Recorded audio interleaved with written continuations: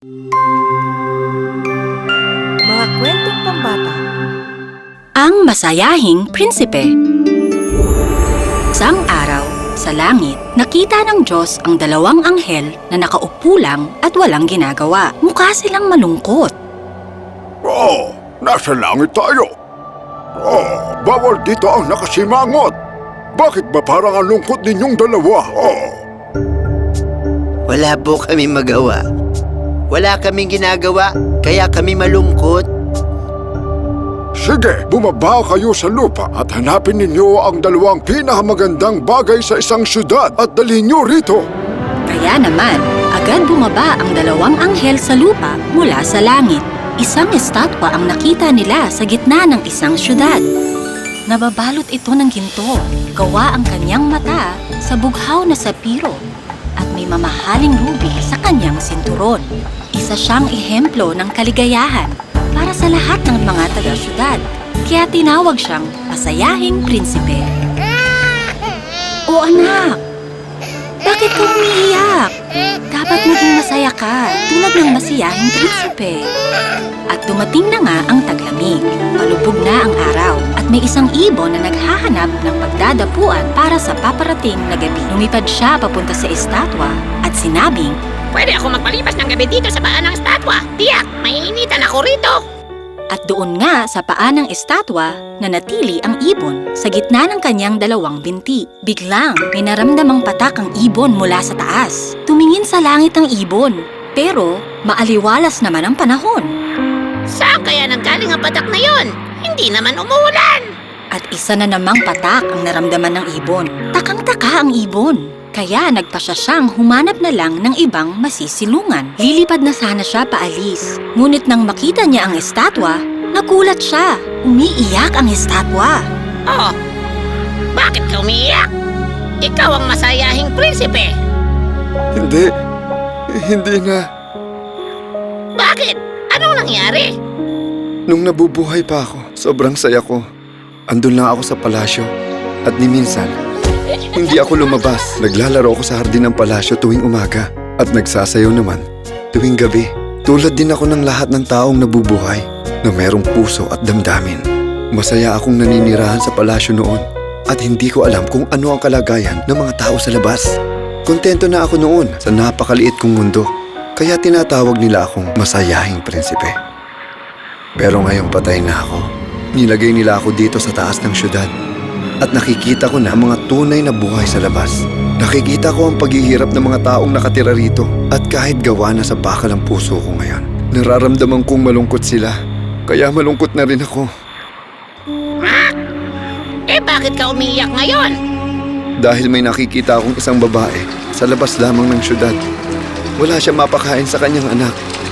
Nananahi siya ng damit para sa isang dukesa na dadalo sa isang sayawan. Umiiyak ang kanyang anak dahil gutom na ito at may sakit. Pero walang mapakain ang kanyang inay. Pinapainom lang siya ng tubig galing sa ilog. Oh, kawawa naman sila. Pwede mo bang dalhin ang aking ruby sa mag-ina? Mukhang kailangan nila ito. Pero kailangan kong pumunta sa Ehipto. Lilipad na ang mga kaibigan ko papunta doon. Dahil taglamig na dito, mainit ang panahon sa Ehipto. Pakiusap, gawin mo na lang ito bilang pabor sa akin. Ay! Sige na nga. Dito na ako magpapalipas ng gabi at bukas ng umaga, ibibigay ko ito sa mananahi. Maraming salamat, kaibigan. Kinaumagahan, kinuha ng ibon ang ruby sa sinturon ng prinsipe at lumipad patungo sa direksyon kung nasaan ang mananahi. Lumipad siya sa ibabaw ng syudad at nagtungo sa palasyo. Nakita niya ang ilang dalagang nagsasayaw at ang magandang dilag na nakatanaw sa may bintana. Hi! Sana bukas ang makalawa, makuha ko ng damit ko. Bakit kaya ang tagal matapos ang mananahi na yun? Lumipad ang ibon sa ibabaw ng syudad, tumawid sa ilog at nakarating sa bayan kung saan nakita niya ang mananahing natutulog sa kanilang maliit na bahay. Nilagay niya ang ruby sa ibabaw ng mesa. Lumipad siya patungo sa kama kung saan natutulog ang isang bata. Dahil sa wasiwas ng pakpak ng ibon, nakatulog agad ang bata. Lumipad ang ibon pabalik sa prinsipe. Habang pabalik sa syudad, Bumaba ang ibon sa may ilog para uminom ng tubig. Habang umiinom ng tubig sa ilog, nakita siya ng isang manunulat at sinabing, Aba, andito pa ang ibon na yon. Hindi pa siya pumupunta sa lugar na mas mainit ang klima. Nilalabanan niya ang panahong hindi mabuti para sa kanya. Parang may leksyon ito para sa akin. Kahit nagugutom ako, kailangang tapusin ko yung sinusulat ko. ibon pabalik sa prinsipe at bumalik naman ang manunulat sa kanyang bahay na may kwentong naiisip. Nakapagtataka. Mainit ang pakiramdam ko kahit malamig na ngayon. Dahil yan sa kabutihang ginawa mo ngayong araw. Oo nga, tama ka. Bukas na lang ako pupunta sa Ehipto. Huwag ka munang umalis pakiusap. May isa pa akong pabor na hihilingin. Naku! Ano naman yan? Sa malayong bayan, may nakikita akong manunulat at may sinusulat siyang kwento. Pero hindi niya matapos ang kwento sa sobrang gutom niya. Wala pang apoy sa kanyang tsimeneya. Natutulog lang siya sa isang bodega ng isang bahay. At ano naman ang gusto mong gawin ko? Kunin mo ang isa sa mga mata ko at ibigay mo sa kanya. Mata mo? Hindi ko kayang gawin yon. Pakiusap, gawin mo na. Mamahaling bato yan na mula pa sa India. Malaki ang maitutulong ito sa manunulat. Sige na nga. Dito muna ako magpapalipas ng gabi at pupuntahan ko yung manunulat bukas ng umaga. Kinuha ng ibon ang isang mata ng prinsipe at lumipad patungo sa bahay ng manunulat. Mabilis niyang nahanap ang bahay at pumasok sa butas sa may bubungan. Nakaupo ang manunulat sa mesa at nakatungo ang ulo. Nilagay ng ibon ang sapiro sa mesa at saka umalis. Nakita ng manunulat ang bato. Di kaya galing ito sa mga nagbabasa ng libro ko? Maraming salamat mga kaibigan. Natuwa ang manunulat sa sapirong nirigalo sa kanya. Paglitaw ng buwan, bumalik ang ibon sa prinsipe. Bumalik lang ako para magpaalam. Pupunta na ako sa Ehipto bukas ng umaga. Maaari bang samahan mo ulit ako rito ngayong gabi? Naku, pero kamahalan. Taglamig na dito at mainit ang klima sa Ehipto. Kailangan ko nang makarating doon kaagad. Alang-alang sa buhay ng isang batang babae. Buhay ng isang batang babae?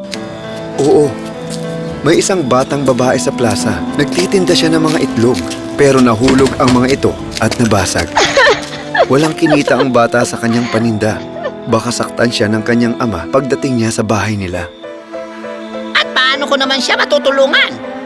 Kunin mo ang isa ko pang mata at ibigay mo ito sa kanya. Magkakaroon sila ng maraming pera kapag binenta nila ito. Oo, at hindi na kailangan magtrabaho ng bata. Sa halip, makakapag-aral na siya. Naku! Ay, sige na nga. Dito muna ako. Pero ayokong kunin ang isa mo pang mata. Hindi ka na makakakita. Kunin mo na.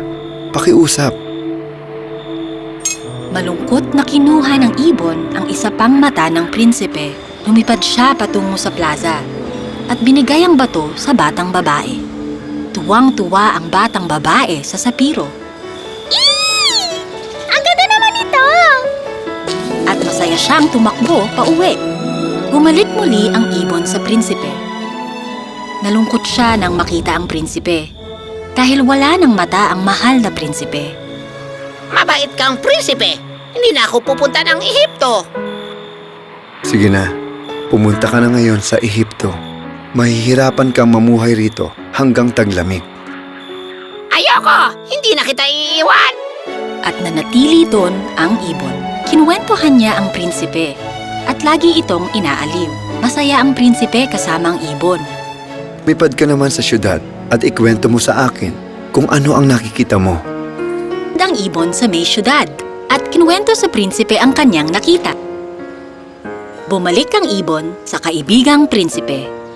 Yung mga mayayaman, masaya sila habang kumakain at umiinom sa kanilang mga bahay. Sa kabilang banda, may mga mahihirap na wala pa ring makain at naghahanap ng tirahan. May nakita ako mga batang nahihirapan ngayong taglamig. Nakatira sila sa ilalim ng tulay, pero pinaalis din sila ng mga gwardiya doon. Nababalot ako ng ginto. Kunin mo ang mga ito at ipamigay mo sa mga mahihirap. Hindi sila dapat naghihirap. Malungkot man, kinuha ng ibon ang lahat ng ginto sa katawan ng prinsipe at binigay ito sa mga mahihirap. Masaya nilang tinanggap ang ginto. Makakabili na rin ako ng tinapay. Nakakabili na rin ako ng pagkain. Makakabili na rin ako ng tinapay. Nakakabili na rin ako ng pagkain. At dumating na ang taglamig. Natakpan ng nyebe ang buong syudad. Hindi matiis ng ibon ang sobrang lamig. Hanggang sa namatay ito isang gabi. Nang mabalitaan ito ng prinsipe kinabukasan, tila may nabiyak sa kanya. Ito ang kanyang puso na gawa sa bakal. Nang makita ng taong bayan ang patay na ibon, nagreklamo ang mga ito. Dumating ang ilang kawal sa estatwa. Bakit parang ang pangit ang prinsipe? Oo nga, mukha siyang pulubi at hindi prinsipe. May patay na ibon sa paanan niya. Sinong maglilinis nito? Siguro dapat alisin natin ang estatwa na ito. Palitan natin ng mas maganda. Tinanggal nila ang statwa at sinunog ito. Pero hindi nasunog ang puso ng statwa. Kaya tinapon nila to. Makalipas ang ilang araw, bumalik ang dalawang anghel sa langit, dala ang dalawang bagay, at binigay ito sa Diyos. Anong dala ninyo para sa akin? Silang ibon at isang biyak na pusong bakal. Tinanong sila ng Diyos kung bakit yun ang pinakamagandang bagay na nakita nila. Pinaliwanag nila na ito ang puso ng masayahing prinsipe. Magaling mga anak, tunay ngang ito ang pinakamagandang bagay sa lupa. Kakanta ang ibon ng magagandang awitin at mananatili ang masayahing prinsipe sa syudad na ginto.